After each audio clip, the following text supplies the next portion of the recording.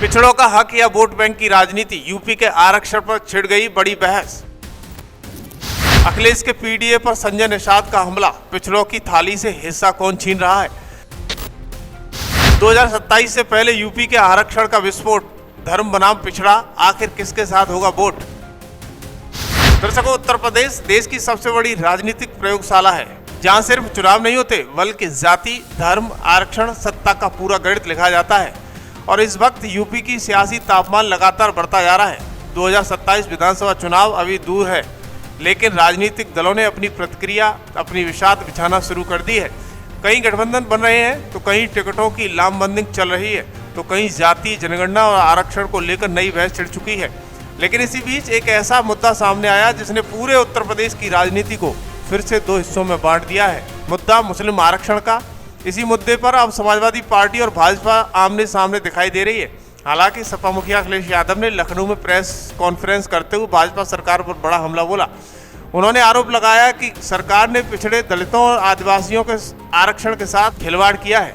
अखिलेश ने दावा किया कि कई सरकारी भर्तियों में आरक्षित वर्गों के हजारों पदों को भरने में गड़बड़ी हुई है और पिछड़ा वर्ग का हक छीना गया है। यहीं पर उन्होंने अपने सबसे चर्चित राजनीतिक फॉर्मूले पीडीए यानी पिछड़ा दलित अल्पसंख्यकों की ताकत बढ़ाने की बात कही। संदेश साफ था कि सपा अब 2027 के लिए सामाजिक समीकरणों को भी फिर से मजबूत करना चाहती है। लेकिन अखिलेश के इस बयान के बाद एनडीए सरकार के मंत्री संजय निषाद ने ऐसा पलटवार किया जिसने पूरे मुद्दे को और ज्यादा विस्फोटक बना दिया। संजय निषाद ने कहा, सपा पिछड़ों का हक छीनकर मुसलमानों को देना चाहती है। उन्होंने दावा किया कि संविधान सभा ने साफ कहा है कि धर्म के आधार पर आरक्षण नहीं दिया जा सकता। उन्होंने BR अम्बेडकर का हवाला देते हुए कहा कि आरक्षण सामाजिक और शैक्षणिक पिछड़ेपन के लिए बनाया गया है, किसी धर्म विशेष के लिए नहीं बनाया गया। लेकिन असली राजनीतिक हमला यहाँ से शुरू हुआ। संजय निषाद ने पीडीए फॉर्मूले को लेकर कटघरे में खड़ा कर दिया। उन्होंने कहा कि ये पिछड़ों का गठबंधन नहीं बल्कि पिछड़ों के हिस्से को बांटने की राजनीति है। उन्होंने आरोप लगाया कि जब भी चुनाव आते हैं तब पिछड़ों की थाली से हिस्सा निकालकर मुस्लिम वोट बैंक को साधने की कोशिश की जाती है। यानी लड़ाई सिर्फ आरक्षण की नहीं है बल्कि किसका हक है, किसे मिलेगा, ये नैरेटिव बन चुका है। इसके बाद संजय निषाद ने पश्चिम बंगाल का उदाहरण दिया। उन्होंने कहा कि वहाँ कई मुस्लिम जातियों को ओबीसी सूची में शामिल किया गया था, जिस पर अदालत ने सवाल उठाए। उन्होंने इशारों में चेतावनी दी कि अगर उत्तर प्रदेश में भी इसी तरह की राजनीति हुई तो बंगाल जैसी प्रतिक्रिया यहाँ भी देखने को मिल सकती है। अब यहाँ समझने वाली बात, सबसे बड़ी बात यह है कि असल में यूपी की राजनीति में पिछड़ा वोट बैंक सबसे बड़ा चुनावी हथियार माना जाता है। यादव, कुर्मी, निषाद, मौर्य, कुशवाहा, लोधी, राजभर, ये सभी जातियाँ चुनाव का पूरा खेल बदलने की ताकत रखती हैं। इसी वजह से हर पार्टी खुद को पिछड़ों का सबसे बड़ा हितैषी साबित करना चाहती है। लेकिन दूसरी तरफ एक और सच भी है, मुस्लिम समाज के भीतर भी कई ऐसी जातियां हैं जिन्हें सामाजिक आर्थिक रूप से पिछड़ा माना जाता है। अंसारी, कुरैशी, मनिहार, दुनिया जैसे कई समुदाय अलग अलग राज्यों में ओबीसी श्रेणी में आते हैं। यानी वह सिर्फ मुस्लिम बनाम ओबीसी नहीं है बल्कि पिछड़ेपन की परिभाषा की भी है। यही वजह है कि ये मुद्दा इतना संवेदनशील है और राजनीतिक रूप से विस्फोटक बन चुका है। इसके बाद संजय निषाद ने फूलन देवी का जिक्र करते हुए बड़ा बयान दिया। उन्होंने दावा किया कि जब फूलन देवी निषाद समाज और गरीब तबकों की आवाज़ उठा रही तब उन्हें राजनीतिक तौर पर किनारे किया गया था। हालांकि ये पूरी तरह राजनीतिक आरोप हैं और अलग अलग दल इस पर अपनी अपनी राय दे रहे हैं। लेकिन इन सब के बीच सबसे बड़ा सवाल जनता के सामने खड़ा है, क्या आरक्षण धर्म देखकर दिया जाना चाहिए या फिर उस व्यक्ति को जो सच में सामाजिक और आर्थिक रूप से पिछड़ा है। क्या राजनीतिक दल सच में पिछड़ों की लड़ाई लड़ रहे हैं या सिर्फ वोट बैंक का नया गणित तैयार कर रहे हैं। क्योंकि 2027 का चुनाव सिर्फ वोटों का चुनाव नहीं होगा, ये नैरेटिव का भी चुनाव होगा। जाति बनाम धर्म होगा, आरक्षण बनाम प्रतिनिधित्व होगा और सामाजिक न्याय बनाम वोट बैंक की राजनीति होगा। दरअसल उत्तर प्रदेश की सियासत अब उसी मोड़ पर खड़ी है जहां हर बयान, हर प्रेस कॉन्फ्रेंस, हर जाति समीकरण आने वाले चुनाव की दिशा तय करेगा। अब देखना यह होगा कि जनता किसके नैरेटिव पर भरोसा करती है, पीडीए की राजनीति पर या पिछड़ों का हक बचाने वाले दाव पर।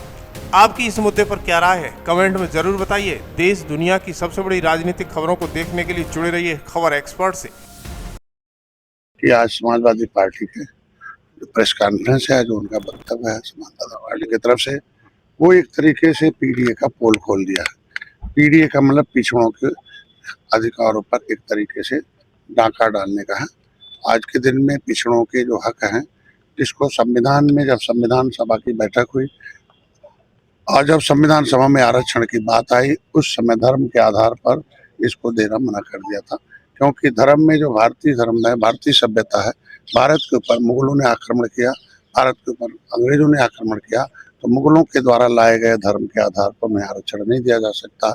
जो लोग भारत के आज़ादी में मुगलों के साथ खड़ा थे, अंग्रेजों के साथ खड़ा थे, ये कैसे संभव है, वो संविधान सभा में आए और उसमें अम्बेडकर ने इसका विरोध किया था। उस पे आज समाजवादी पार्टी ने मुसलमानों के हक में, कि पिछड़ों के हक में, उसमें मुसलमानों को भी, रंगनाथ मिश्रा की जो कमेटी उन्होंने बनाई थी उसके अनुसार कि उनको मुसलमानों को आरक्षण, पिछड़ों, जिस तरीके से कर्नाटक में पिछड़ों के साथ वहाँ जो है उनके साथ अन्याय हुआ, आंध्र प्रदेश में मुसलमान जातियों के साथ जो उनको ओबीसी है उसमें मुसलमानों को काट कर दे दिया गया। इसी तरीके से आज के दिन में आप देखोगे कि वहाँ वेस्ट बंगाल में 118 मुसलमानों को ओबीसी में डालकर उनको भी दिया गया और हाई कोर्ट ने उसे रोका, फिर सुप्रीम कोर्ट ने रोका और उसका नतीजा होगा कि आज वहाँ की जनता पिछड़े जागे और जिस तरीके से वहाँ पिछड़ों पर डकैती डाली गई थी, उस पे दलितों पर डकैती डाली गई थी, उनके आरक्षण पर मुसलमानों को दिया गया, वहाँ के लोग एक हुए और वहाँ की सरकार को हटा दिया।